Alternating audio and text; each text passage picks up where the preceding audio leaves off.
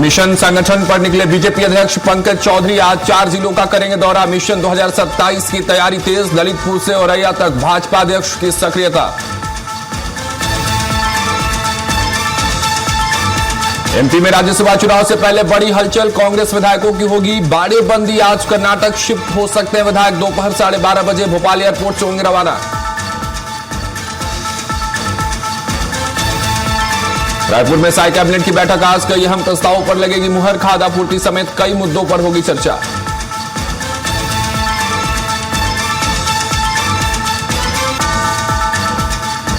भोपाल में मोहन कैबिनेट की बैठक आज, कई अहम प्रस्तावों पर लगेगी मुहर। जनहित से जुड़े मुद्दों पर होगी चर्चा।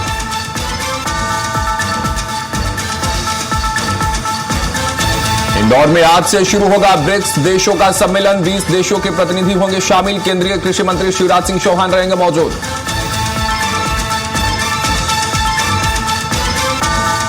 उज्ज्वला योजना के लाभार्थियों को बड़ा झटका। अब 9 नहीं, सिर्फ 4 सिलेंडरों पर ही मिलेगी सब्सिडी। केंद्र सरकार ने योजना में किया बदलाव।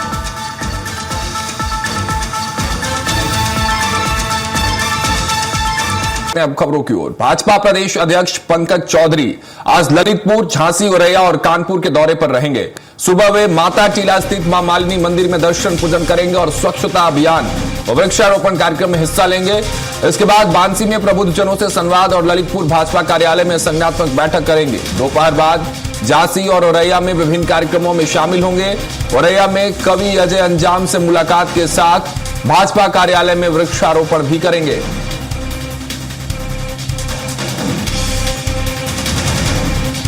हमारे सहयोगी पवन सिंह और अधिक जानकारी के साथ जुड़ रहे हैं। पवन, मिशन संगठन, भारतीय जनता पार्टी लगातार संगठन को लेकर हर रोज आए दिन कोई ना कोई मिशन, कोई ना कोई अभियान चलाते रहती है। इस बार यह जिम्मेदारी प्रदेश अध्यक्ष पंकज चौधरी ने अपने कंधों पर ली है। क्या कार्यक्रम होने वाला है, कहां दौरे हैं, विस्तार से जानकारी दीजिए।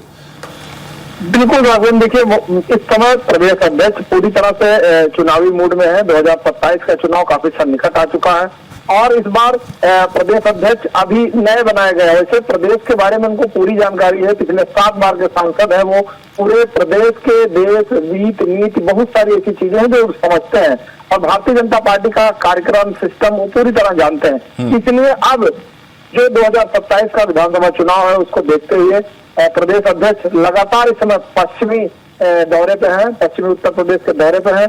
अभी ये कल झांसी, दतिया और वहां सिद्धेश्वर मंदिर, महतेश्वर गुप्त के परिजनों से मुलाकात किए थे, भेंट किए थे। उस दौरे के बाद आज पंकज चौधरी का ललितपुर, झांसी, औरैया और कानपुर का दौरा है। यहाँ पर भी वो जो प्रबुद्धजन है, जो विशिष्ट लोग हैं, जो कार्यकर्ता हैं, उनसे मुलाकात करेंगे, उनसे फीडबैक भी ले रहे हैं। उनका ये मानना है कि बहुत सारी ऐसी चीजें हैं, चाहे वो सरकार से, संगठन से अगर वो कुछ छूटी है तो जो शिकायतें हैं लोगों की, जो प्रबुद्ध लोग हैं, जो लोग वहाँ समाज में उठ बैठ रहे हैं, जिनके साथ 10 लोग जुड़े हुए हैं, उन सभी लोगों से वार्ता कर रहे हैं, जानकारी ले रहे हैं, फीडबैक और उनकी जो पिछड़ा है, उनकी जो समस्याएं है उसको हल करने की भी बात कर रहे हैं, चाहे वो सरकार के माध्यम से हो, चाहे संगठन के माध्यम से हो। वैसे तो इससे पहले भी मुख्यमंत्री योगी आदित्यनाथ सहित बहुत वरिष्ठ जनों के साथ एक मीटिंग हुई थी। उस मीटिंग में तय हुआ था कि प्रदेश के जितने भी मंत्री हैं और जितने वरिष्ठ नेता कार्यकर्ता उन सभी को निर्देश दिया गया है कि अब प्रदेश के अन्य क्षेत्रों में लोग चौपाल भी लगाएंगे, गांव में रात्रि विश्राम भी करेंगे, लोगों के यहाँ भोजन भी करेंगे और उनसे फीडबैक भी लेंगे। क्या समस्या है, बहुत सारे ऐसे लोग हैं जो पार्टी के रीत नीति से कहीं न कहीं से नाराज भी हैं, तो उन नाराजगी को दूर करने के लिए या बाकी जितने लोग हैं उनको जोड़ने के लिए लगातार यह प्रयास चल रहा है। और ये भी प्रयास उसी सिलसिले में है, लोगों से जुड़ना और लोगों तक सरकार की योजनाओं को पहुंचाना, उनकी समस्याएं सुनना, उनका समाधान करना। बहुत शुक्रिया पवन, हमारे साथ जुड़ने के लिए, तमाम जानकारियों के साथ। तो लखनऊ में मुख्यमंत्री योगी आदित्यनाथ ने हथकरघा और ग्रामोद्योग विभाग की समीक्षा बैठक में रोजगार और स्वरोजगार को बढ़ावा देने पर जोर दिया। मुख्यमंत्री ने बताया कि 1.60 लाख से अधिक लोगों को प्रशिक्षण देकर रोजगार से जोड़ा गया है, जिनमें 87% से ज्यादा महिलाएं हैं।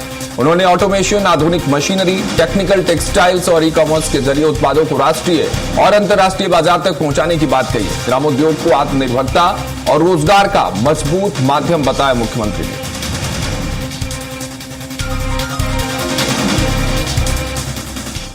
उत्तर प्रदेश के वित्त मंत्री सुरेश खन्ना ने ऊर्जा संरक्षण और पर्यावरण बचाने का अनूठा संदेश दिया है। मंत्री अपने सरकारी आवास से विधानसभा तक ई रिक्शा से पहुंचे और लोगों से भी ईंधन की बचत के लिए वैकल्पिक परिवहन अपनाने की अपील की। पेट्रोलियम ईंधन की बचत और पर्यावरण संरक्षण को बढ़ावा देने के उद्देश्य से उत्तर प्रदेश के वित्त मंत्री सुरेश खन्ना ई रिक्शा से विधानसभा पहुंचे। उन्होंने बताया कि वे पिछले 1 महीने से सप्ताह में 1 दिन वैकल्पिक परिवहन का उपयोग कर रहे हैं। वित्त मंत्री ने कहा कि वर्तमान वैश्विक परिस्थितियों और खाड़ी देशों में चल रही चुनौतियों को देखते हुए ईंधन बचत की आवश्यकता पहले से और अधिक बढ़ गई है। उन्होंने आम जनता से साइकिल, ई रिक्शा और सार्वजनिक परिवहन के उपयोग को बढ़ावा देने की अपील की।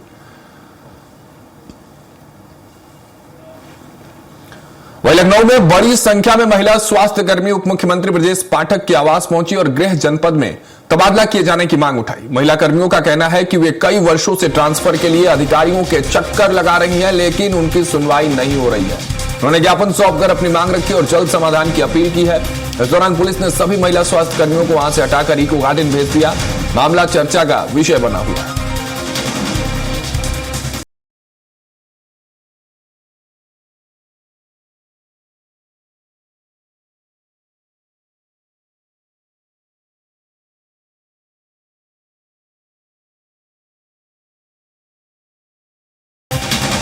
हमारा जहां तक मानना सर, इस सरकार में 700 किलोमीटर दूर, 800 किलोमीटर दूर अगर महिलाएं नौकरी करें ग्रुप सी की कर्मचारी, उसके बाद 3 वर्ष पूरा भी कर चुके, उसके बाद भी उनको वही रखा जा रहा है, ट्रांसफर नहीं दिया जा रहा है, इच्छित जनपद नहीं दिया जा रहा है, उनके परिवार से उनको दूर रखा जा रहा है। तो ये बहुत गलत एक तरह से हो रहा है। वहीं बहराइच में समाजवादी पार्टी और प्रशासन के बीच विवाद अब पोस्टर वॉर तक पहुंच गया है। 3 जून को हुए प्रदर्शन के दौरान सिटी मजिस्ट्रेट से कहासुनी के बाद सपाइयों ने डीएम कार्यालय के बाहर अब होर्डिंग लगाई है। सपा नेताओं का आरोप है कि प्रदर्शनकारियों को एफआईआर की धमकी दी गई थी। इस बात से नाराज कार्यकर्ताओं ने विरोध का नया तरीका अपनाया है। मामला कोतवाली नगर क्षेत्र का है और राजनीतिक हलकों में चर्चा का विषय बना हुआ है।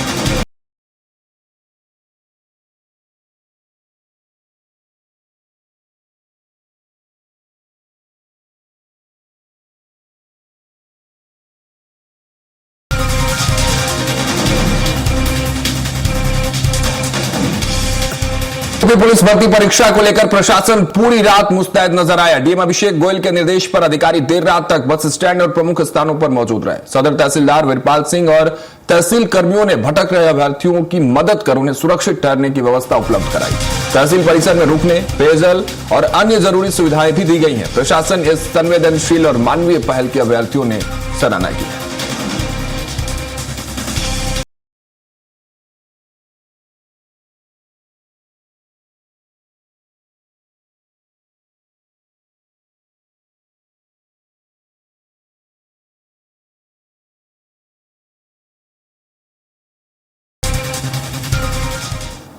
बदायूं में यूपी पुलिस भर्ती परीक्षा कड़ी सुरक्षा व्यवस्था के बीच शुरू हो गई है। जिले के 15 परीक्षा केंद्रों पर कुल 33,984 अभ्यर्थी परीक्षा देंगे। नकल रोकने और परीक्षा को पूरी तरह पारदर्शी बनाने के लिए प्रशासन अलर्ट मोड पर है। बाहर से आने वाले अभ्यर्थियों को देखते हुए रूट डायवर्जन लागू किया गया और अतिरिक्त रोडवेज बसों की व्यवस्था भी की गई है। अभ्यर्थियों को गहन जांच के बाद ही प्रवेश दिया जा रहा है।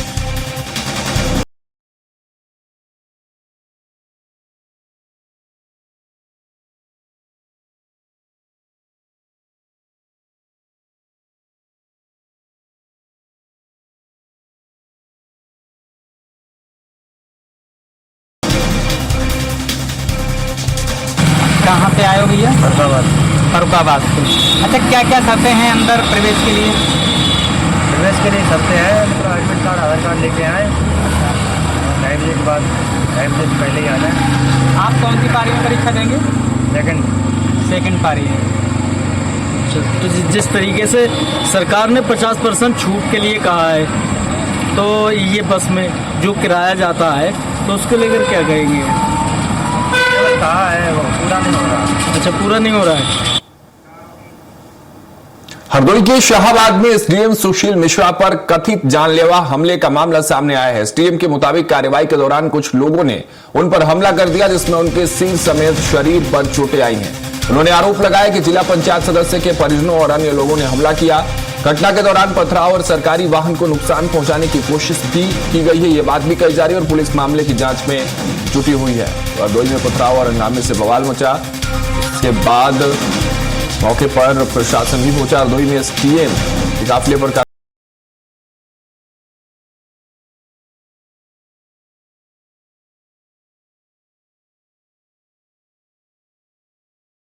निरीक्षण करते हुए कहार पुल की तरफ जा रहा था। परियल गांव में ही गरंग नदी पर एक खनन का पट्टा हुआ है, जिसमें से सिल्ट और मुरंग वहां से निकल रही थी। उस सिल्ट से भरी एक ट्राली वहां धर्म कांटे पे थी। धर्म कांटे पे मैंने निरीक्षण किया, M11 चेक किया उसका।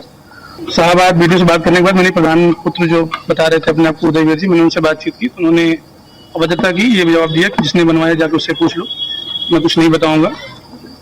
वहाँ मौके पे रहे। उसके बाद हम जैसे मूव करने का प्रयास किए, पूरे गाँव वाले पीछे से लाठी डंडे लेके आ गए। हमने बातचीत की, वो वापस लौट गए। दोबारा उन्होंने हमको फिर से चेज किया जब हम गरज की तरफ बढ़ रहे थे और उसी दौरान मुझ पर हमला किया गया। बदायूं में कानूनगो का कथित वीडियो सोशल मीडिया पर वायरल होने के बाद राजस्व विभाग में हड़कंप मच गया है। वीडियो में तैनाती और तबादलों में कथित आर्थिक लेन देन तथा अधिकारियों की भूमिका को लेकर कई दावे किए गए। वीडियो सामने आने के बाद विभाग की कार्यप्रणाली पर सवाल उठने लगे हैं। हालांकि प्रशासन ने अभी तक वीडियो की आधिकारिक पुष्टि नहीं की। मामले को लेकर लोगों के बीच चर्चा तेज है और सभी की निगाहें संभावित जांच पर टिकी हुई है।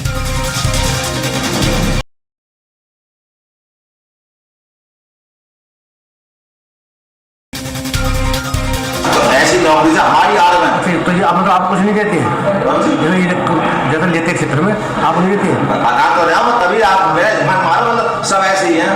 3 दिन यहाँ पर लेकर होता है, 3 दिन इसका मतलब कैसे नहीं करे। अब ले लिए साहब कुछ ना है। अब अभी एक और नाम डाले अभी अब जो छोटी वाली विरासत है, क्योंकि हम लोगों में भी खर्चा पड़ता है और तो अरे नहीं कुछ नहीं, काफी नहीं आपके इतना मतलब, क्योंकि आदमी जो सोता है ना आदमी करने को तो काफी 3000 रुपये जैसे लोन ले ली 1 साल का, हमें 200 दिखा रहे हैं। अरे साहब कुछ ना 3200 और 1 साल होगी आप कह अभी मैं नाना मैंने भी ना कर रहा हूँ, मैं शिकायत कर दूँ, शिकायत कर दूँ। ये जब नहीं कर रहे हैं फिर मैं टूटियों पिटवा दूंगा गाँव में 100-500 हज़ार का है पूरे में। तो अब वो काश का बोला हम 1 साल हो गया ऐसा परेशान। आप ठाकुर आपसे पट साथ पूछ लिया, आप तुमसे पूछ लियो कौन है राजेश ठाकुर, मुझे बोले इनको पैसे दे दो और कानून ना करता, मतलब पैसे देने के बाद विनोद कहा मैं जो अभी आते विनोद जी ना कानून विनोद देख पाती। अयोध्या के बीकापुर कोतवाली क्षेत्र में चर्चित कथावाचक से जुड़ा मामला सामने आया है, जहां बिहार के सिवान जिले की महिला ने कथावाचक पवन देव महाराज पर गंभीर आरोप लगाया है। महिला ने कथावाचक के खिलाफ पुलिस में मामला दर्ज कराया है। महिला ने कथावाचक पर शादी का झांसा देकर मंदिर में विवाह रचाने का आरोप लगाया। वही महिला का कहना है कि विवाह के बाद कथावाचक ने कुछ समय तक उसे अपने घर में रखा और इस दौरान कथावाचक ने उसके साथ शारीरिक संबंध भी बनाए। वही पीड़िता ने कथावाचक पर महंगे जेवरात हड़पने का भी आरोप लगा है। पीड़िता के अनुसार बाद में उसे छोड़ दिया गया। वही कथावाचक का कहना है कि महिला उनकी बढ़ती लोकप्रियता और छवि को नुकसान पहुंचाने के लिए इस तरह का आरोप लगा रही है। इधर पुलिस ने कथावाचक पवन देव महाराज और उनके पिता के खिलाफ मामला दर्ज कर लिया है और मामले की जांच में जुट गई है।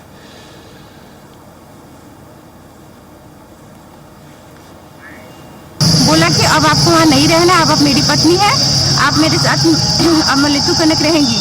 तो मैं बोली कि अब मैं अपने घर गई तो फिर मेरा मन बदल गया। मैंने सोचा कि नहीं, जो भी हो गया किसी को पता नहीं है। तो मैं अपने घर बोली कि अब मैं नहीं जाऊंगी, छोड़ दीजिए, मैं अपने बच्चों सहित अब यहीं रहूंगी। तो बोलने लगा नहीं, आप मेरी पत्नी है, अब आप किसी और के साथ नहीं रहेंगी। मेरे साथ जबरदस्ती करने लगा और 22 तारीख की इसकी कथा थी, 22 या 23 तारीख में अगस्त में। तो ये मेरे को उसके पहले 22 तारीख 20 या 21 तारीख में मेरे को डेट ध्यान नहीं है, 20 या 21 तारीख में मेरे दोनों बच्चों सहित, मैं बोला मैं अपने बच्चों को नहीं छोड़ सकती, अगर मेरे बच्चों को रखोगे तो मैं चलूँगी वरना मैं नहीं जाऊँगी। तो इसको डर हुआ कि कहीं ये नहीं जाएगी तो कहीं FIR कर दे हमारे ऊपर या मीडिया में निकलवा दे। तो ये मेरे को ज़बरदस्ती लेकर आया, मेरे बच्चों सहित मुझे लेकर आया और मुझे देवकाली के पास आनंद मिश्रा नाम के एक ऑनर है, उनके घर पर मुझे रखा। 20-22 दिन वहाँ मुझे रखा। उसके बाद ये मेरे को रख के 2-3 दिन बाद ये कथा, 1 या 2 दिन बाद ये कथा में चला गया।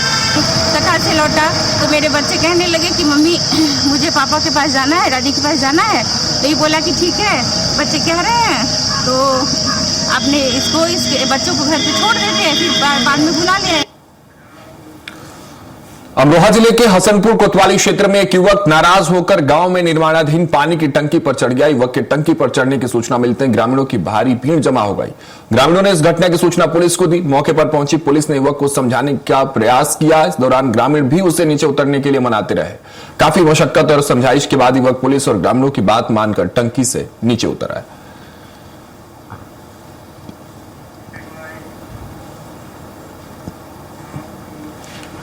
बदायूं के दातागंज क्षेत्र में किशोरी की संदिग्ध मौत हो गई। वहीं परिजनों ने मौत के बाद पुलिस को सूचना दिए बिना शव को गांव के बाहर ही दफना दिया।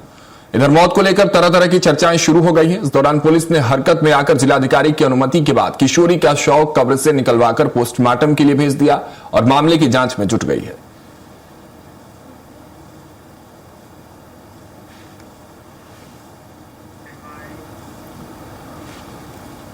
अलीगढ़ से फिरौती का सनसनीखेज मामला सामने आया है। पुलिस ने गैंगस्टर लॉरेंस बिश्नोई के नाम पर करीब 2 करोड़ रुपए की फिरौती मांगने वाले एएमयू कर्मचारी इशरत हुसैन को गिरफ्तार किया है। आरोपी ने प्रोफेसरों, डॉक्टर और ज्वेलर्स समेत 8 लोगों को स्पीड पोस्ट से धमकी भरे पत्र भेजे थे।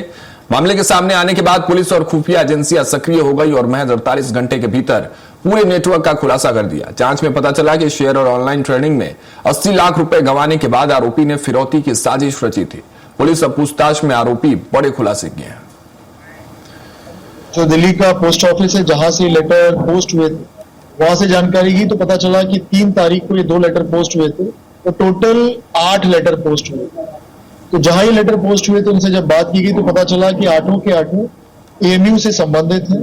कुछ प्रोफेसर हैं एएमयू के, कुछ डॉक्टर्स हैं एएमयू के और कुछ एएमयू से पढ़े हुए हैं जो एल्युमिनस। जैसे कि जो ज्वेलर थे वो एएमयू से पढ़े हुए थे, ओल्ड बॉयज एसोसिएशन के मेंबर भी हुए हैं। तो सभी के सभी विश्वविद्यालय से संबंधित थे, विश्वविद्यालय में कार्यरत थे या फिर डॉक्टर्स थे। तो सभी से संपर्क किया गया, सभी को ये बताया गया इसके बारे में, सभी से एप्लीकेशन ली गई और सभी पता चला कि सभी को ये एक्सटॉर्शन का लेटर मिला हुआ था, सभी 8 लोगों को। संभल में एंटी नारकोटिक्स टास्क फोर्स की लखनऊ और बरेली टीम ने संयुक्त कार्रवाई करते हुए बड़ी सफलता हासिल की है। गंगा एक्सप्रेसवे पर एक बंद बॉडी कंटेनर को रोककर तलाशी ली गई, जिसमें से हीरोइन बनाने में इस्तेमाल होने वाला प्रतिबंधित रसायन एसिटिक एनाहाइड्राइड बरामद हुआ।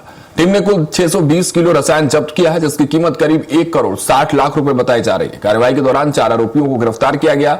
इनमें 2 आरोपी संभल, एक बरेली और एक बदायूं का रहने वाला है। जांच एजेंसियां अब यह पता लगाने में जुटी हुई है कि यह खेव कहां से लाई गई थी और इसे किस नेटवर्क तक पहुंचाया जाना था। मामले की जांच जारी है।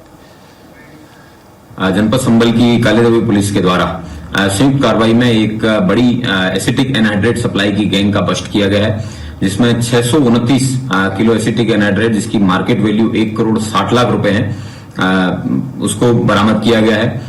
उल्लेखनीय है कि कल देर रात्रि मुखबिर खास के माध्यम से एनटीएफ की टीम को सूचना मिली कि एक बंद कंटेनर ट्रक में 200 एसी भी भरे हुए हैं और उसके साथ 10 ड्रम के अंदर 629 किलो एसिटिक एनहाइड्राइड है। एसिटिक एनहाइड्राइड एक पीलीभीत में पुलिस विभाग के भीतर भ्रष्टाचार और अनुशासनहीनता के खिलाफ एसपी ने बड़ी कार्रवाई की है। पुलिस अधीक्षक सुकीर्ति माधव ने 6 पुलिसकर्मियों को तत्काल प्रभाव से निलंबित कर दिया, जबकि एक मुख्य आरक्षी को लाइन हाजिर किया गया है। इस कार्रवाई के बाद पूरे पुलिस महकमे में हड़कंप मच गया है। एसपी ने स्पष्ट संदेश दिया है कि भ्रष्टाचार, लापरवाही और अनुशासनहीनता किसी भी हाल में बर्दाश्त नहीं की जाएगी।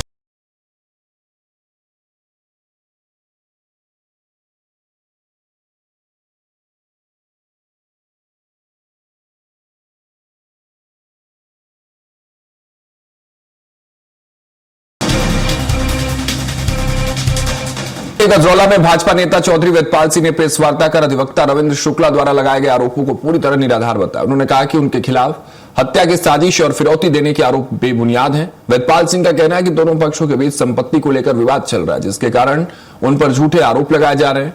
प्रेस वार्ता में उन्होंने दावा किया कि अधिवक्ता रविंद्र शुक्ला के खिलाफ कई मामले दर्ज हैं।